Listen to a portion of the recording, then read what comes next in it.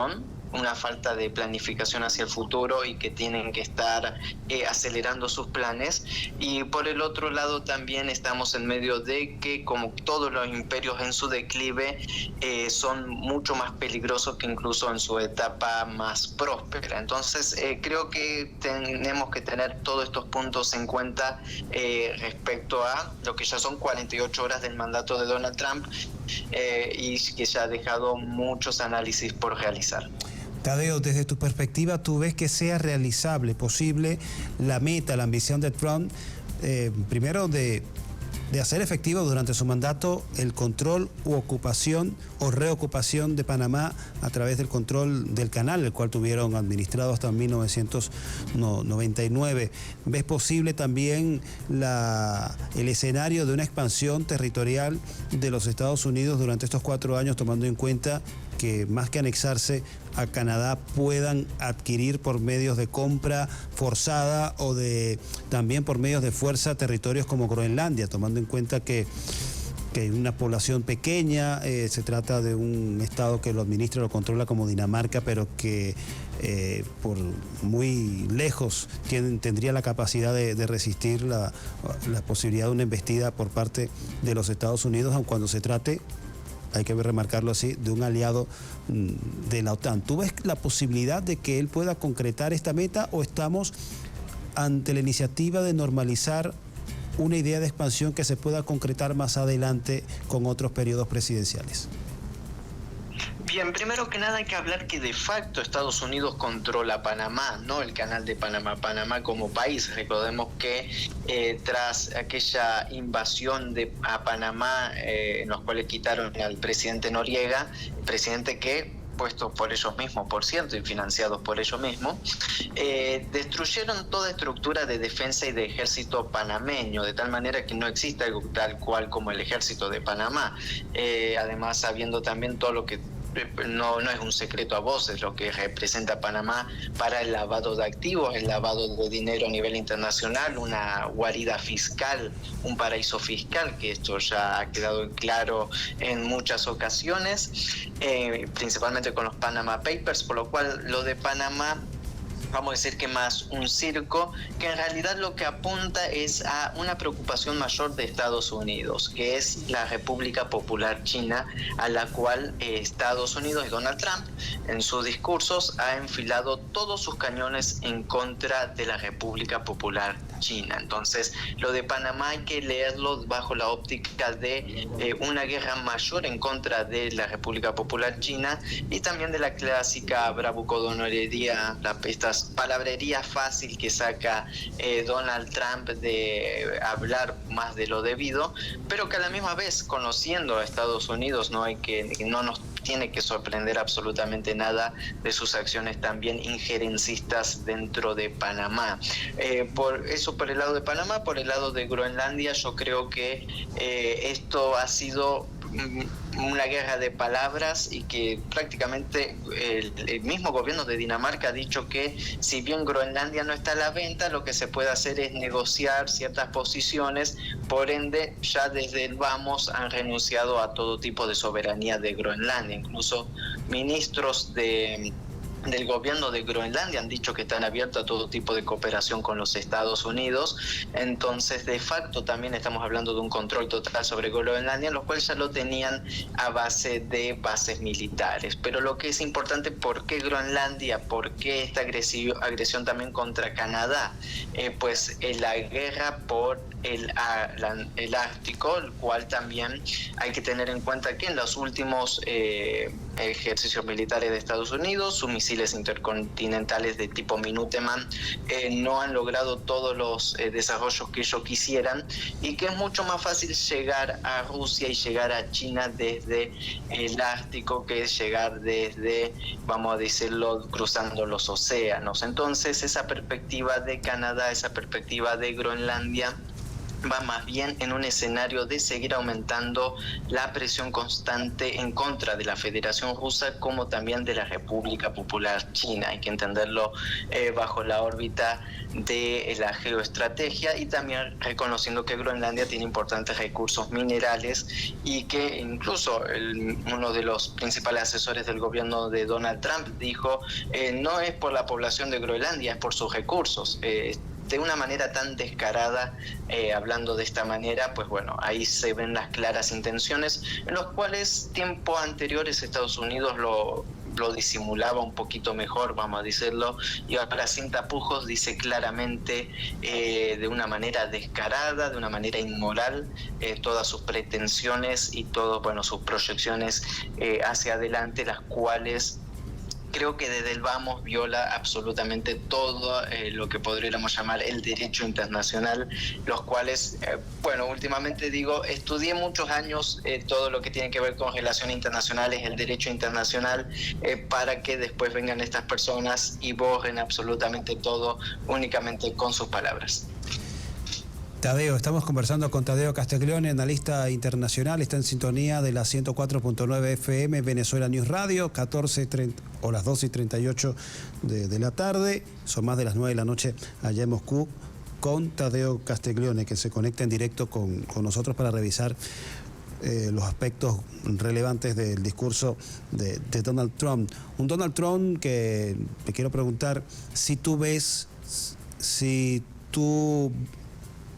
proyectas que la estrategia de Donald Trump, reconociendo que los Estados Unidos viene de una etapa de declive en ese proceso de recomponerse, se vaya a encerrar, se vaya a ensimismar los Estados Unidos sobre su territorio o sobre lo que considera su espacio vital, tomando prestado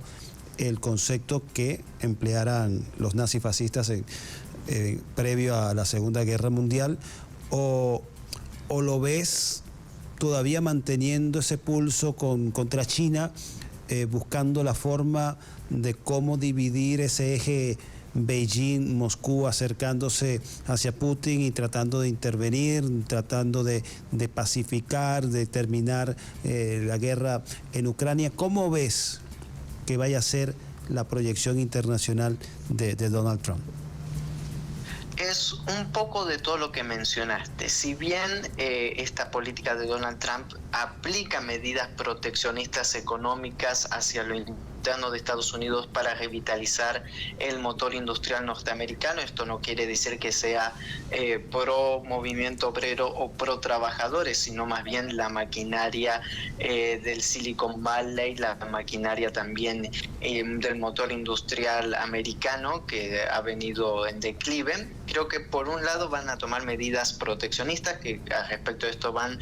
muchos aranceles para proteger lo producido en Estados Unidos. Por el otro lado va a continuar con una mayor injerencia en nuestra América.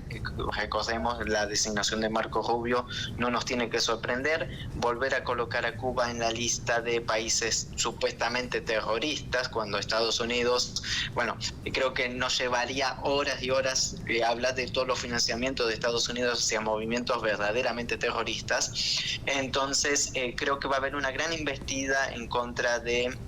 los países soberanos en América Latina, en los cuales va a ser un escenario bastante complicado a nivel continental, y también va a mantener un pulso importante en contra de la República Popular China, y esto lo ha dejado en claro. Ahora bien, respecto a lo de conflicto de Ucrania, lo que mencionabas, hoy el viceministro ruso de Exteriores, Sergei Ryabkov, dijo que existe una pequeña ventana abierta para las negociaciones, y esto también se enmarca en las palabras del ministro de Relaciones Exteriores ruso, Sergei Lavrov, que dijo que todos los acuerdos para llegar a una negociación con Ucrania tienen que ser acuerdos jurídicamente vinculantes, de tal manera que si alguien los viola, pues se atenga a las consecuencias debidas. Pero no están dadas estas condiciones. Europa sigue apostando a la guerra. Hoy en el foro de Davos se habló prácticamente de seguir apoyando a Ucrania tanto cuando esté en guerra con Rusia como si hay una paz también seguir apostando a un ejército ucraniano fuerte. Se habla de la creación de un ejército europeo por si Estados Unidos quiere salir del escenario ucraniano, que no lo creo. Y creo que en esto hay que prestar atención a lo que dijo Steve Bannon, el que fue uno de los principales asesores de Donald Trump años anteriores, el cual fue desplazado por el ala tecnócrata. Y con esto quiero hacer un pequeño paréntesis, estimado Carlos. Si Donald Trump es peligroso, Elon Musk es 10 veces más peligroso y una de las personas más peligrosas que hay actualmente en el mundo. Y Steve Bannon fue desplazado por Elon Musk en esta interna de Estados Unidos, y este Bannon fue el que dijo claramente que si Donald Trump no termina de seco el conflicto con Ucrania, el conflicto de Ucrania, Ucrania se va a convertir en un Vietnam para Donald Trump. Y yo creo que ese va a ser el verdadero escenario. Y también lo reafirmó Donald Trump el día de hoy, cuando habló de que va a imponer las mayores sanciones en contra de Rusia si Rusia no se sienta a la mesa de negociaciones. No sé qué acuerdo de paz son eso, a base de amenazas, a base de chantaje, a base de expoliación continua. Entonces, al no haber ninguna garantía de seguridad para la Federación Rusa, al no haber ninguna garantía de estabilidad, de desmilitarización y de desnazificación de Ucrania, un Elon Musk haciendo el saludo nazi. Bueno, muy difícilmente yo creo en mesas de negociaciones en Ucrania. Es más, Donald Trump pasó de decir que va para el conflicto en 24 horas a 100 días, y de 100 días yo creo que se va a extender mucho más todavía. Entonces no veo una sinceridad en Estados Unidos y mucho menos en Europa en querer terminar este conflicto hasta el último ucraniano, como se había dicho anteriormente. Entonces también esta maniobra, vamos a decir, globalista, anglosajona, de querer separar a Rusia y China ha fracasado desde el minuto número 1, porque lo primero que hizo el presidente Vladimir Putin y el presidente chino Xi Jinping fue hacer una videoconferencia al día de que asumió Donald Trump para dejar en claro de que la alianza estratégica entre Rusia y entre China no se va a romper. Bien, estamos conversando con Tadeo Castiglione. Tadeo, ¿cuán cerca está Rusia de conseguir los objetivos estratégicos que se planteó una vez comenzada la operación especial en Ucrania, ya la cual está en vísperas, creo que es el 22-23 de febrero, de cumplirse ya 3 años, y por lo cual condicionaría también la posibilidad de una negociación o no? Porque si ellos consideran que están cerca, están desarrollando, están creando las condiciones para avanzar hacia esos objetivos,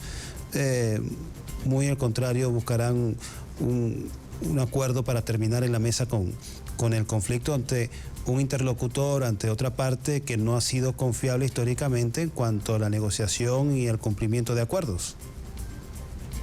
Bien, recordemos lo siguiente: el año pasado Ucrania se había propuesto movilizar más de 500.000 de personas por la fuerza, con esas imágenes terribles de secuestrar personas en las calles para mandarlos al frente, en los cuales habían propuesto reclutar 500.000 y reclutaron poco más de 200.000, con una gran cantidad de deserciones masivas, tanto en Europa como en otros lugares. Entonces vemos que Ucrania está llegando a un punto en los cuales está al borde del colapso defensivo total, que creo que lo que ha estado buscando Rusia hace tiempo: el colapso total de las Fuerzas Armadas ucranianas, rendiciones masivas, entrega de territorio y poder avanzar hacia adelante en lo que ya es un estado fallido. Eso desde el lado que podemos observar técnico-militar, pero desde el lado político, si queremos hablar de negociaciones, esto ya lo ha dejado claro el presidente Vladimir Putin: no se puede dialogar con un gobierno ilegítimo en Ucrania, un gobierno al cual ya se le venció el mandato, que no ha convocado elecciones, que no representa absolutamente a nadie en Ucrania. Entonces, ¿con quién se va a negociar en Kiev? ¿Con un dictador? Bueno, no se reconoce a ese gobierno actual dirigido por Zelensky, entonces vamos a decir que es un gobierno de ocupación. Y además, todas las resoluciones de paz que están sobre la mesa del lado europeo y del lado norteamericano hablan de fuerzas de paz anglo-británicas en Ucrania, que como mucho se puede llegar a negociar la disolución del ejército ucraniano como tal, que sería la desmilitarización de Ucrania, pero que a cambio de eso Inglaterra y Francia van a tener control de la seguridad y el control militar de Ucrania. Bueno, estamos hablando que este escenario es mucho peor que el del comienzo de la operación militar especial. Entonces, con esto en mente, no veo desde cualquier lógica que alguien quiera negociar algo semejante en la Federación Rusa, que es equivalente a una capitulación y que es equivalente a entregar Ucrania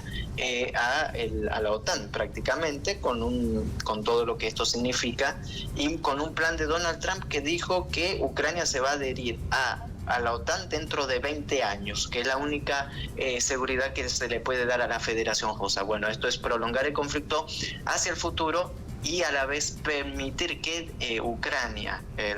los neonazis ucranianos y que los europeos desarrollen mayor cantidad de armamento para que este conflicto en un par de años sea 10 veces peor de lo que es actual. Bueno, recordemos que se sigue intentando destruir a la Federación Rusa y que esto hay que entenderlo desde esa óptica. Todos nosotros,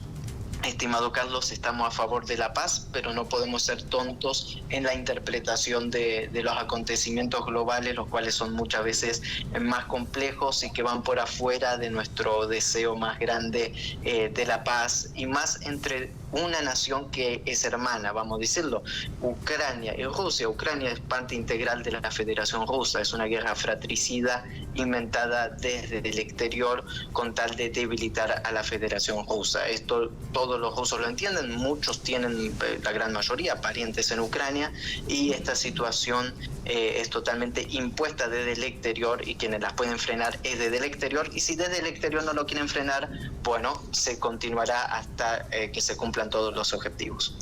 Sobre la posibilidad de tener el conflicto a través de una negociación impuesta por los Estados Unidos, entiendo que desde Rusia sería prácticamente desechar en una mesa de diálogo, de negociación, todos los avances militares que han tenido en el terreno y que apuntan hacia la degradación de las capacidades militares y también políticas del régimen de Ucrania, que es lo que ha estado buscando con esta operación militar, que se ha visto forzada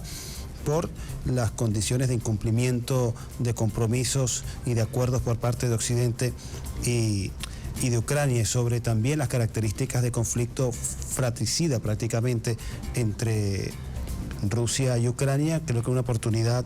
no sé si fue una entrevista con Carlson, Putin habló prácticamente de esta situación que se parece a una especie de guerra civil, porque es una guerra a la cual ha sido llevada, obligada en Rusia en contra de sus propios hermanos eslavos, que son los ucranianos. Te quiero preguntar ya para finalizar, nos quedan unos 5 minutos, estamos conversando con Tadeo Castiglione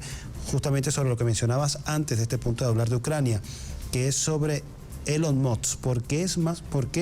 peligroso? ¿Por qué dice que es más peligroso que Donald Trump? Y tu opinión al respecto de esta alianza del presidente norteamericano con lo que se ha dado a llamar ahora como tecnofeudalismo, con Jeff Bezos, con Mark Zuckerberg y el mismo Elon Musk, que remarcamos has descrito como mucho más peligroso que Trump. Última pregunta y cerramos con esto.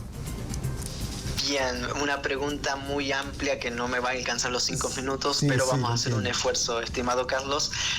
¿Por qué Elon Musk es más peligroso? Bueno, su mentalidad es mucho más peligrosa, su pensamiento detrás es mucho más peligroso. Elon Musk habla en contra, por ejemplo, del globalismo, encarnado, por ejemplo, en el foro de Davos, con personas, por ejemplo, Yuval al-Harari, este pensador israelí, que habla del transhumanismo, que habla de muchas cuestiones. Y Elon Musk dice que está en contra de eso, pero es la otra cara de la moneda, sigue siendo parte del mismo sistema, y lo que ha servido a Elon Musk es para confundir a las masas.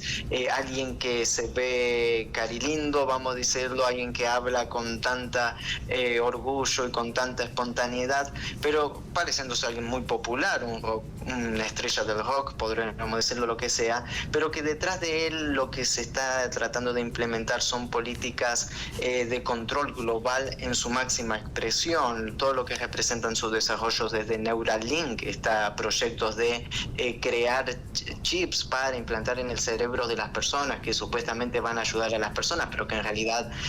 son para la manipulación total de las masas. Y esto que parece ciencia ficción se puede leer y podemos ir a las investigaciones lisas y llanas y vamos a encontrar cuál es la mentalidad de fondo. Y Elon Musk se ha catapultado políticamente dentro de Donald Trump, utilizándolo como caballito de batalla para lograr sus propios objetivos, pero también creo que es necesario entender que Elon es parte del sistema, parte integral del sistema, y tal vez es la cara visible de otros actores que siempre tratan de mantenerse al margen, pero que son los grandes responsables de muchos de los conflictos globales, como son el grupo BlackRock, Vanguard y muchas otras personas poderosas que se esconden a través de estas organizaciones, los cuales comandan detrás de las bambalinas, detrás del telón, todas estas operaciones que vemos. Elon Musk no ha tenido ninguna vergüenza en incluso decir que él estuvo involucrado en el golpe de Estado en contra de Evo Morales por el litio. Es una persona sin escrúpulos alguno y por eso yo lo categorizo como una de las personas más peligrosas, además de que es una persona que no tiene ningún respeto por Dios y que prácticamente se ha erigido en sí mismo un propio Dios. Y cuando unas personas hacen esto, nosotros podemos categorizarlas de locas, pero yo las categorizo de peligrosas, porque al tener mucho poder y al tener una gran suma de dinero, el objetivo de estas personas es más bien perverso desde todas las perspectivas política, económica, cultural, religiosa, si lo queremos entender desde una cosmovisión entera. Y creo que eso es lo que representa Elon Musk. Lo que representa es la cara visible de un sistema que está decidido de alguna u otra manera a la manipulación y al subyugamiento de muchas personas y principalmente de todos aquellos países y naciones que quieran mantener su soberanía nacional, que quieran mantener su cultura y que quieran mantener sobre todas las cosas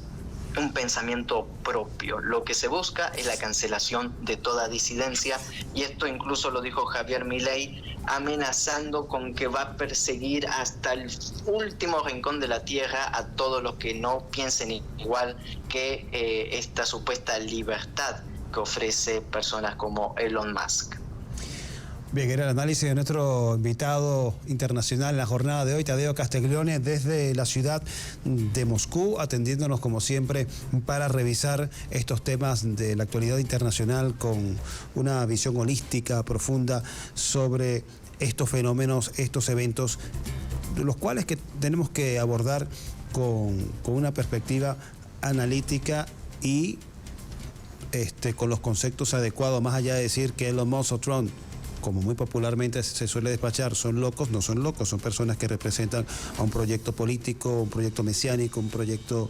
imperialista, un proyecto de ocupación colonial de las mentes a través de la utilización, instrumentalización de las herramientas que disponen, no solo de sus fortunas, no solo de sus cohetes, de sus carros eléctricos, sino también a través de instrumentos de influencia masiva como son las redes sociales, y no en vano por eso también incursionan en este espacio de la comunicación, porque es importante la batalla comunicacional, la batalla del sentido, la batalla de las sensibilidades, de las percepciones, en donde puedan hacer con impunidad algunas cosas. Un saludo nazi, y todo el mundo ve que hicieron un saludo nazi, pero ellos tienen la capacidad de confundir con cierta palabrería, con cierta utilización caprichosa de los términos, de perseguir a las personas en nombre de la libertad y suprimir a las personas que piensan distinto en función de esa pretendida libertad. Es por eso importante remarcar las características de estas personas, que como lo ha